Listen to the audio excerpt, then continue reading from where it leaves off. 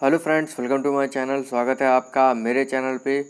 मैं हरपी पटेल बात करूंगा आपसे इस वीडियो में सीटेट के मॉक टेस्ट के संबंध में। जैसा कि आपको पता है 7 जुलाई को जो है सीटेट का एग्ज़ाम होने वाला है, तो उसके संबंध में जो है हम लोग है मॉक टेस्ट यानी प्रैक्टिस सेट करेंगे। प्रीवियस पेपर है ये आपके, और बहुत ही महत्वपूर्ण है, क्योंकि अगर आप प्रीवियस पेपर करते हैं और अगर आप उसमें अच्छे नंबर लाते हैं तो आपका कॉन्फिडेंस लेवल जो है वो बढ़ेगा। तो मैं चाहता हूं कि हम लोग जो है सीटेट के प्रीवियस पेपर मॉक टेस्ट के रूप में कर लेते हैं, जिससे आपको फ़ायदा होगा। देखिए, इस वीडियो में आपको बाल विकास एवं शिक्षा शास्त्र के 30 प्रश्न मिलेंगे, और 30 में से जितने भी प्रश्न आप सही करते हैं कमेंट करके ज़रूर बताइएगा। अगर आप 20 से ज़्यादा सही करते हैं या 25 से ज़्यादा सही करते हैं तो आपकी तैयारी बहुत अच्छी है। तो शुरू करते हैं अपना वीडियो। पेन और पेपर उठा लीजिए और लिखना चालू कीजिए। देखते हैं आप कितना सही कर पाते हैं, कमेंट करके ज़रूर बताइएगा।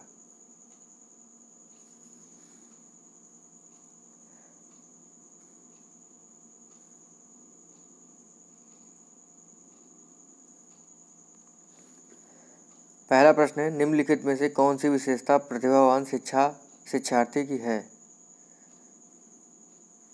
यदि कक्षा की गतिविधियां अधिक चुनौतीपूर्ण नहीं होती हैं तो वह कम प्रेरित अनुभव करता है और ऊब जाता है। वह बहुत ही तुनक मिजाज होता है।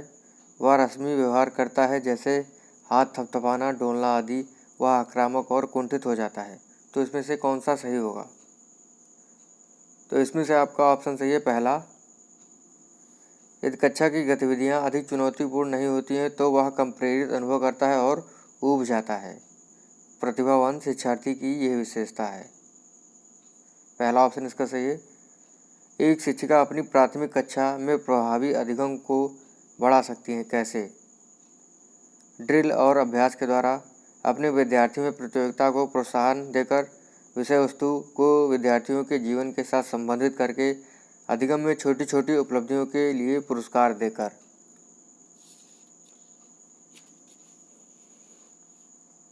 तो इसका ऑप्शन आपका सही है थर्ड, विषय वस्तु को विद्यार्थियों के जीवन के साथ संबंधित करके।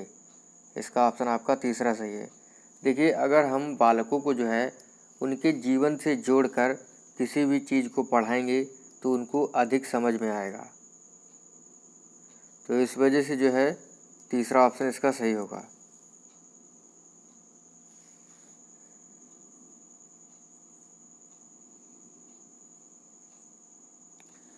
अगला है, बच्चों के बारे में निम्नलिखित में से कौन से कथन सही हैं?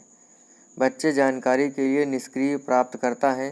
बच्चे समस्या समाधान करता है। बच्चे वैज्ञानिक शोध करता है। बच्चे पर्यावरण के सक्रिय अन्वेषक हैं। कौन सा ऑप्शन इसका सही होगा?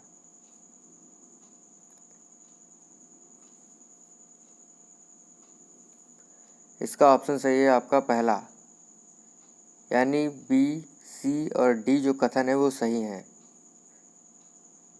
यानी बच्चे समस्या समाधान करता है, बच्चे वैज्ञानिक शोध करता है, बच्चे पर्यावरण के सक्रिय अन्वेषक हैं।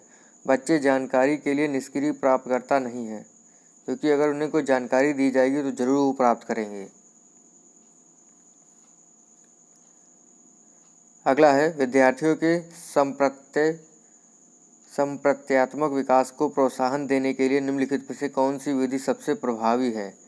यदि करने के लिए कहकर विद्यार्थियों के गलत विचारों को सही विचारों में बदलना, विद्यार्थियों को बहुत से उदाहरण देना और उन्हें तर्क शक्ति का उपयोग करने के लिए प्रोत्साहित करना, जब तक विद्यार्थियों में वांछित संप्रत्यात्मक परिवर्तन न हो जाए तब तक दंड का उपयोग करना, पुराने प्रत्ययों से किसी भी संदर्भ के बिना नए प्रत्ययों को अपने आप समझा जाना चाहिए। तो इसमें से कौन सा ऑप्शन सही होगा? विद्यार्थियों में संप्रत्यात्मक विकास को प्रोत्साहन देने के लिए निम्नलिखित में से कौन सी विधि सबसे प्रभावी होगी? तो इसका ऑप्शन आपका सही है दूसरा, विद्यार्थियों को बहुत से उदाहरण देना और उन्हें तर्क शक्ति का उपयोग करने के लिए प्रोत्साहित करना। क्योंकि उदाहरण देकर जितना हम समझाएंगे उनको अच्छा समझ में आएगा, और उन्हें तर्क शक्ति का प्रयोग करने के लिए प्रोत्साहित करना कि ऐसा क्यों होता है। तो इसीलिए इसका ऑप्शन जो है सेकंड सही है। अगला प्रश्न है, प्राथमिक विद्यालयों के बच्चे उस वातावरण में सबसे प्रभावी ढंग से सीखते हैं या सीखेंगे। पहला ऑप्शन है जहां शिक्षक एकाधिकारवादी है और स्पष्ट आदेश देता है कि क्या किया जाना चाहिए। दूसरा ऑप्शन है जहां मूल रूप से पढ़ने लिखने और गणित की संज्ञानात्मक कुशलताओं पर ध्यान का केंद्र होता है और बल दिया जाता है। जहां शिक्षक सारे अधिगमों में आगे होता है और विद्यार्थियों से निष्क्रिय रहने की अपेक्षा करता है। जहां उनकी संवेगात्मक आवश्यकताओं की पूर्ति होती है और वे अनुभव करते हैं कि वे महत्वपूर्ण हैं। तो इसमें से कौन सा ऑप्शन सही होगा।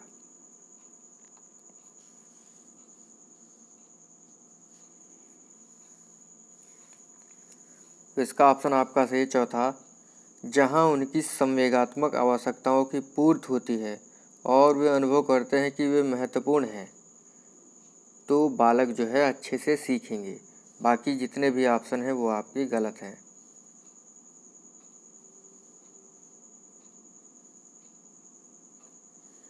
अगला हमारा प्रश्न है, एक बच्चा खिड़की के सामने से एक कौवे को उड़ते हुए देखता है और कहता है एक पक्षी। इससे बच्चे के विचार के बारे में आपको क्या पता चलता है। बच्चे की स्मृतियाँ पहले से भंडारित होती हैं। बच्चे में पक्षी का प्रत्यय विकसित हो चुका है। बच्चे ने अपने अनुभव बताने के लिए भाषा के कुछ उपकरणों का विकास कर लिया है। कौन सा ऑप्शन इसमें सही होगा। ऑब्वियसली इसका जो है ऑप्शन सही होगा, ऑप्शन सेकंड। सभी जो कथन है वो सही हैं। बच्चे की स्मृतियाँ पहले से भंडारित हो गई हैं। बच्चे में पक्षी का प्रत्यय विकसित हो चुका है। बच्चे में अपने अनुभव बताने के लिए भाषा के कुछ उपकरणों का विकास हो गया है। तो इसका ऑप्शन आपका सेकंड सही है। देखिए, सीटेट एक ऐसा पेपर है जिसमें आप प्रैक्टिस जितनी करेंगे और अपनी समझ जितनी विकसित करेंगे उतना ही पेपर अच्छा होगा। ये टेट की तरह नहीं है कि आपने रट लिया और काम चल जाएगा, ऐसा कुछ नहीं है। सीटेट का पेपर जो है वो आपकी अंडरस्टैंडिंग पर डिपेंड करता है, ये बात ध्यान रखिएगा। अगला प्रश्न है, कोई शिक्षिका अपने विद्यार्थियों को ऐसा क्या कहे कि उन्हें भीतरी प्रेरणा के साथ कार्य करने के लिए प्रोत्साहित कर सके। पहला ऑप्शन है, तुम उसके जैसे क्यों नहीं हो सकते, देखो उसने इसे एकदम ठीक कर दिया, काम जल्दी पूरा करो, तुम्हें एक टॉफ़ी मिलेगी, इसे करने की कोशिश करो और तुम सीख जाओगे। में सीखना विद्यार्थी की आंतरिक प्रेरणा है, जबकि किसी से पहले कार्य समाप्त कर प्रेरित करने में कार्य करने वाला व्यक्ति बाहरी प्रेरणा के रूप में कार्य कर रहा है। चलो इसे उसके करने से पहले समाप्त कर लो। तो इसमें से कौन सा ऑप्शन सही होगा। आई थिंक आपको पता ही हो गया होगा, ऑप्शन थर्ड जो है इसका सही है। इसे करने की कोशिश करो, तुम सीख जाओगे। में सीखना विद्यार्थी की आंतरिक प्रेरणा है, जबकि किसी से पहले कार्य समाप्त कर प्रेरित करने में कार्य करने वाला व्यक्ति बाहरी प्रेरणा के रूप में कार्य कर रहा है।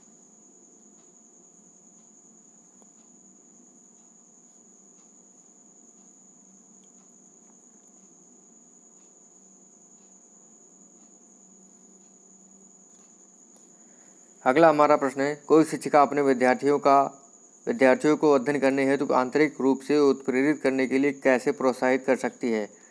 प्रतियोगात्मक परीक्षण से, व्यक्तिगत लक्ष्य निर्धारित करने, उनमें निपुणता पाने में उन्हें मदद कर देकर, साफ दिखाई देने वाले इनाम देकर जैसे टॉफ़ी, उनमें चिंता और डर पैदा करके। तो इसका ऑप्शन आपका क्या सही होगा। इसका ऑप्शन आपका सेकंड सही है, व्यक्तिगत लक्ष्य निर्धारित करने और उनमें निपुणता पाने में उन्हें मदद देकर। नवा प्रश्न है, किसी प्रारंभिक कक्षा में प्रभावशाली शिक्षक का उद्देश्य विद्यार्थियों को उत्प्रेरित करना होगा। तो आपको पढ़ना है, कौन सा ऑप्शन सही है आपको बताना है।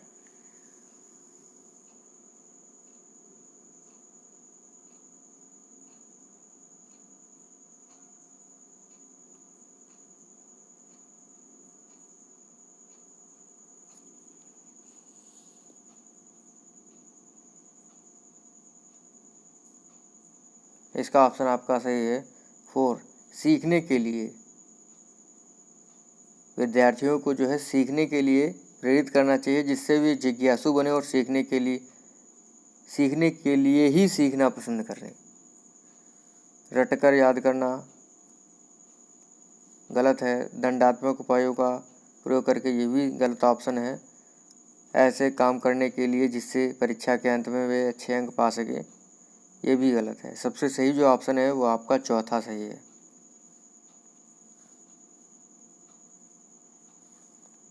निम्नलिखित में से कौन सा उदाहरण प्रभावशाली विद्यालय की प्रथा का है? शारीरिक दंड, व्यक्ति सापेक्ष अधिगम, प्रतियोगात्मक कक्षा, निरंतर तुलनात्मक मूल्यांकन। तो ये है आपका व्यक्ति सापेक्ष अधिगम।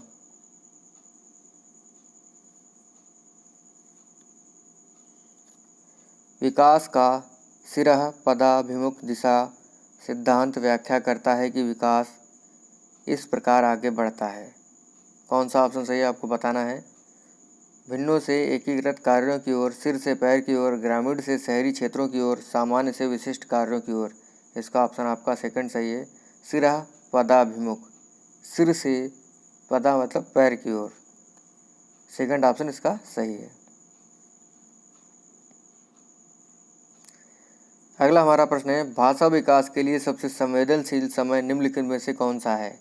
मध्य बचपन का समय, वयस्कावस्था, प्रारंभिक बचपन का समय, जन्म से पूर्व का समय। तो ये है आपका प्रारंभिक बचपन का समय। एक 6 वर्ष की लड़की खेलकूद में असाधारण योग्यता का प्रदर्शन करती है। उसके माता पिता दोनों ही खिलाड़ी हैं। उसे नृत्य प्रशिक्षण प्राप्त करने भेजते हैं। सप्ताह अंत में उसे प्रशिक्षण देते हैं। बहुत संभव है कि उसकी क्षमताएं निम्नलिखित दोनों के बीच परस्पर प्रतिक्रिया का परिणाम होगी। वृद्धि और विकास, स्वास्थ्य और प्रशिक्षण, अनुशासन और पौष्टिकता, आनुवंशिकता और पर्यावरण। बताना है कौन सा ऑप्शन सही होगा। इसका ऑप्शन आपका सही चौथा, आनुवंशिकता और पर्यावरण। देखिए, असाधारण योग्यता का प्रदर्शन करती है 6 वर्ष की लड़की खेलकूद में। तो देखिए, उसके माता पिता पहले से ही खिलाड़ी हैं और उसके आसपास का वातावरण भी जो है या पर्यावरण जो भी है वो खेल कूद से संबंधित है। तो जो लड़की है वो असाधारण योग्यता का प्रदर्शन करेगी। इसीलिए इसका ऑप्शन आपका 4 सही है, आनुवंशिकता और पर्यावरण। निम्नलिखित में से कौन से सामाजिकरण के गौण वाहक हो सकते हैं?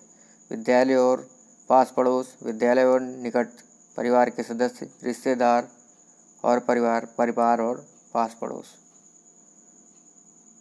तो इसका ऑप्शन आपका सही है, विद्यालय और पास पड़ोस। सामाजिकरण के गौण वाहक पूछा गया है, ना कि प्राथमिक। तो गौड़ में जो है विद्यालय और पास पड़ोस आता है, इसीलिए इसका ऑप्शन आपका पहला सही है।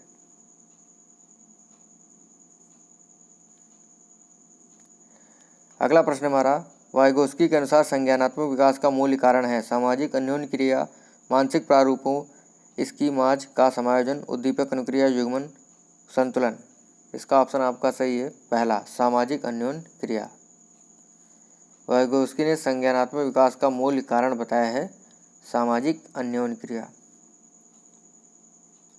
किसी बच्चे को दिया गया विशिष्ट उत्तर कोहलबर्ग के नैतिक तर्कों के सोपानों की विषय वस्तु के किस सोपान के अंतर्गत आता है? यदि आप ईमानदार हैं तो आपके माता पिता आप पर गर्व करेंगे, इसीलिए आपको ईमानदार रहना चाहिए। सामाजिक संकुचन, अनुकूलन, अच्छी लड़की अच्छा लड़का, अनुकूलन, कानून और व्यवस्था अनुकूलन, दंड आज्ञाकारिता अनुकूलन। तो इसका ऑप्शन आपका सही है, अच्छी लड़की अच्छा लड़का अनुकूलन। ऑप्शन सेकंड सही है इसका। अगला प्रश्न है, जीन पियाजे के अनुसार अधिगम के लिए निम्नलिखित में से क्या आवश्यक है? वयस्कों के व्यवहार का अवलोकन, ईश्वरीय न्याय पर विश्वास, शिक्षकों और माता पिता द्वारा पुनर्वलन, शिक्षकों द्वारा पर्यावरण की सक्रिय खोजबीन। तो देखिए, जीन पियाजे के अनुसार अधिगम के लिए सबसे आवश्यक है शिक्षकों द्वारा पर्यावरण की सक्रिय खोजबीन। चौथा जो आपका ऑप्शन है वो सही है।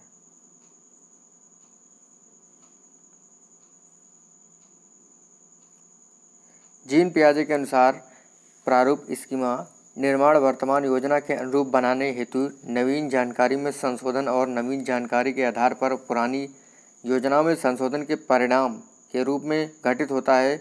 इन दो क्रियाओं को जाना जाता है समावेशन अनुकूलन के रूप में, सामीकरण और संशोधन के रूप में, समावेशन और समायोजन के रूप में, समायोजन और अनुकूलन के रूप में।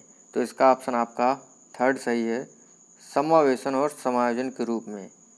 देखिए, निर्माण वर्तमान योजनाओं के अनुरूप बनाने हेतु नवीन जानकारी में संशोधन, नवीन जानकारी के आधार पर पुरानी योजनाओं में संशोधन के रूप में जो घटित होता है, इन दो प्रक्रियाओं को जाना जाता है समावेशन और समायोजन।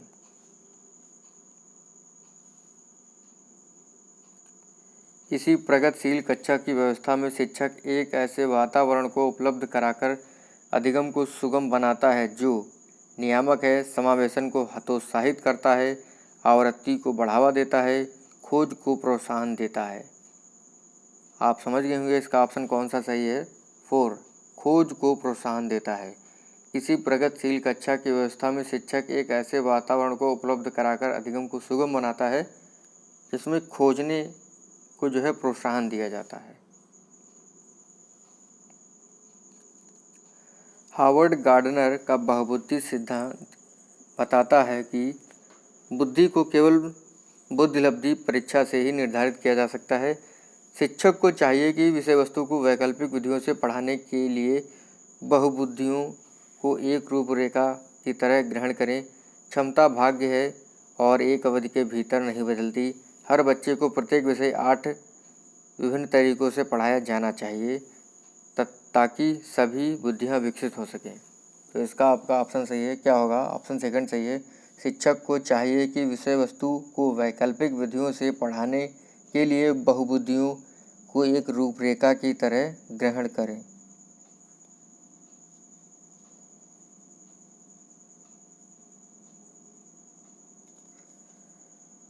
अगला प्रश्न है, कोई 5 साल की लड़की एक टी शर्ट को तय करते हुए अपने आप से बात करती है। लड़की द्वारा प्रदर्शित व्यवहार के संदर्भ में निम्नलिखित में से कौन सा कथन सही है? जीन पियाजे इसे अहम केंद्रित भाषा कहेंगे और वाइगोस्की इसकी व्याख्या बच्चे के द्वारा निजी भाषा से अपनी क्रियाओं को नियमित करने के प्रयासों के रूप में करेंगे। जीन पियाजे इसकी व्याख्या सामाजिक अन्योन्य क्रिया के रूप में करेंगे। वाइगोस्की इसे खोजबीन मानेंगे। जीन पियाजे और वाइगोस्की इसकी व्याख्या बच्चे के द्वारा अपनी माँ के अनुकरण के रूप में करेंगे। जीन पियाजे और वाइगोस्की इसकी व्याख्या बच्चे के विचारों को अहम केंद्रित प्रकृति के रूप में करेंगे। तो बताना है आपको कौन सा ऑप्शन इसमें सही होगा। देखिए, इसका ऑप्शन आपका जो सही है वो सही है पहला।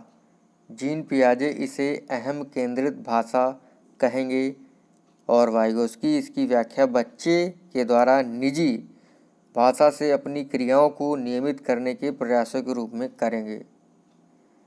जीन पियाजे जो है वो अहम केंद्रित भाषा कहेंगे और वाइगोस्की क्या कहेंगे? ये कहेंगे बच्चे द्वारा निजी भाषा से अपनी क्रियाओं को नियमित करने के प्रयास के रूप में करेंगे।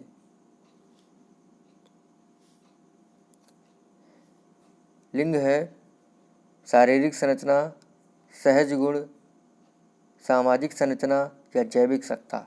बताना है आपको। इसका आपका ऑप्शन सही है सी, सामाजिक संरचना। लिंग जो है वो सामाजिक संरचना है। इसी के आधार पर जो है समाज में हम महिला व पुरुष का निर्धारण करते हैं। लेव वाइगोस्की के समाज संरचना सिद्धांत में दृढ़ विश्वास रखने वाले शिक्षक के नाते आप अपने बच्चों के आकलन के लिए निम्नलिखित में से किस विधि को वरीयता देंगे? मानवीकृत प्रशिक्षण, तथ्यों पर आधारित प्रत्यास्मरण के प्रश्न, वस्तुपरक बहुविकल्पी प्रकार के प्रश्न, सहयोगी प्रोजेक्ट।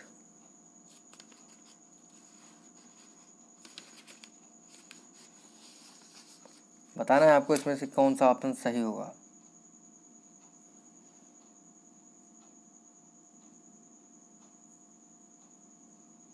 इसमें आपका ऑप्शन सही है सहयोगी प्रोजेक्ट।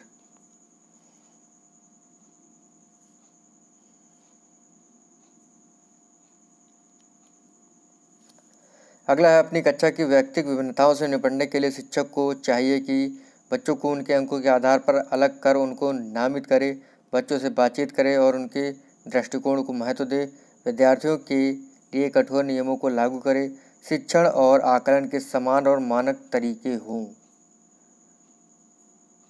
इसका ऑप्शन आपका सही है सेकंड, बच्चों से बातचीत करें और उनके दृष्टिकोण को महत्व दें।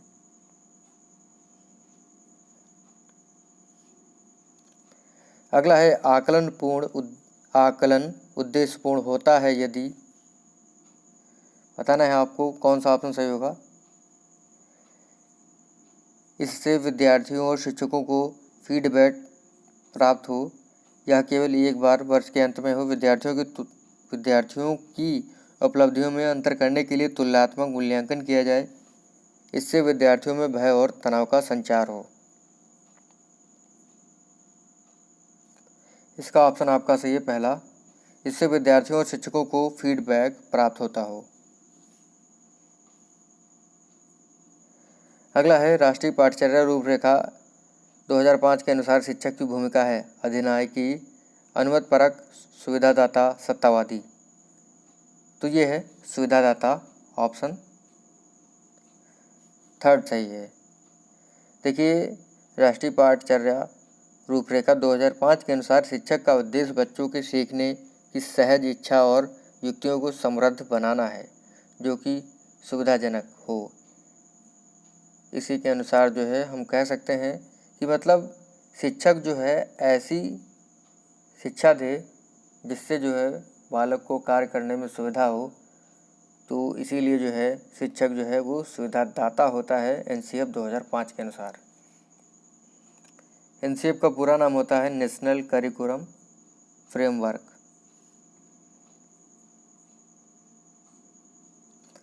अगला है अनुसंधान सुझाते हैं कि एक विविध कक्षा में अपने विद्यार्थियों से शिक्षिका की अपेक्षाएं विद्यार्थियों के अधिगम का एकमात्र निर्धारक होती है के साथ संबंधित नहीं मानी जानी चाहिए, पर कोई प्रभाव नहीं छोड़ती, पर महत्वपूर्ण प्रभाव छोड़ती हैं।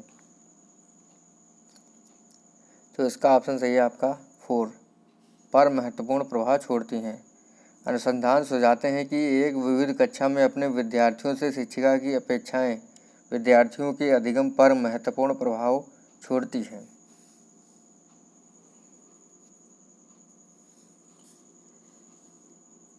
अगला हमारा प्रश्न है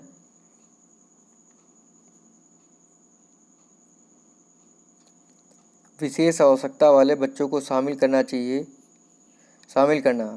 इनमें अक्षमता ना हो उन बच्चों के लिए हानिकारक है, विद्यार्थियों पर भार बढ़ा देगा, शिक्षण के प्रति दृष्टिकोण विषय वस्तु और धारणा परिवर्तन की अपेक्षा रखता है, एक काल्पनिक लक्ष्य है।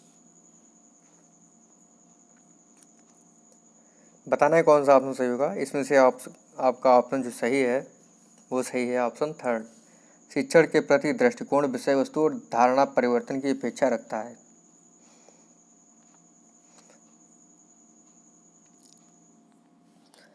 अगला प्रश्न है विविध प्रकार की सामाजिक, आर्थिक और सांस्कृतिक पृष्ठभूमि के बच्चों से युक्त कक्षा सभी विद्यार्थियों के अधिगम अनुभवों को बढ़ाती है।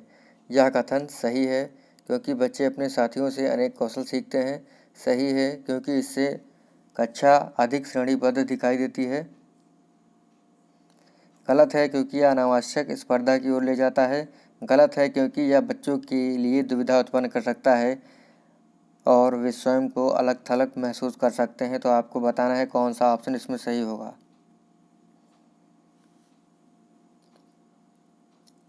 तो इसका ऑप्शन आपका सही है पहला, सही है यह कथन क्योंकि बच्चे अपने साथियों से अनेक कौशल सीखते हैं। देखिए लास्ट प्रश्न है हमारे इस वीडियो का, और अगर आपको वीडियो अच्छा लगा हो तो लाइक करिएगा, कमेंट करिएगा और शेयर करना मत भूलिएगा, क्योंकि जो सीटेट का पेपर होता है वो आपकी समझ पर डिपेंड करता है। ये बात ध्यान रखिएगा आप लोग। और जितने भी आप प्रैक्टिस सेट करेंगे उतने ही आपकी समझ जो है वो विकसित होगी और आप पेपर अच्छा करके आएंगे 7 जुलाई को होने वाला। तो लास्ट प्रश्न है, बताइएगा कमेंट करके 30 में से आपने कितने प्रश्न सही किए। तो प्रश्न हमारा, सुनने में असमर्थ बच्चा केवल अकादमिक शिक्षा से लाभ नहीं उठा पाएगा, उसे उसके स्थान पर व्यावसायिक शिक्षा दी जानी चाहिए। नियमित विद्यालय में बहुत अच्छा कर सकता है यदि उसे उपयुक्त सुविधा और साधन उपलब्ध कराए जाएं। नियमित विद्यालय में अपने सहपाठियों के समान कभी प्रदर्शन नहीं कर सकेगा। श्रवण असमर्थता वाले बच्चों के विद्यालय में भेजा जाना चाहिए, नियमित विद्यालय में नहीं।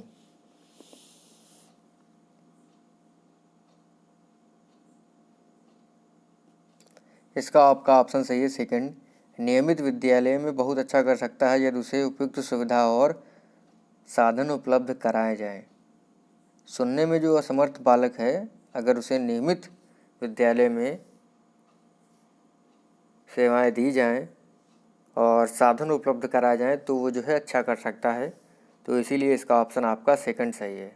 तो थैंक यू फ्रेंड्स, मेरा वीडियो आज यहीं पे ख़त्म होता है और मिलते हैं आपसे अगले वीडियो में और देखते हैं कि आप कितने सही कर पाए हैं। कमेंट करके ज़रूर बताइएगा। और अगले वीडियो में मैं ये भी बताऊंगा कि किसने सबसे अच्छा किया 30 प्रश्न में, किसने कितने अंक गेन किए। तो मिलते हैं आपसे अगले वीडियो में। थैंक यू फ्रेंड्स, आपका मेरे चैनल पर आने के लिए बहुत बहुत धन्यवाद।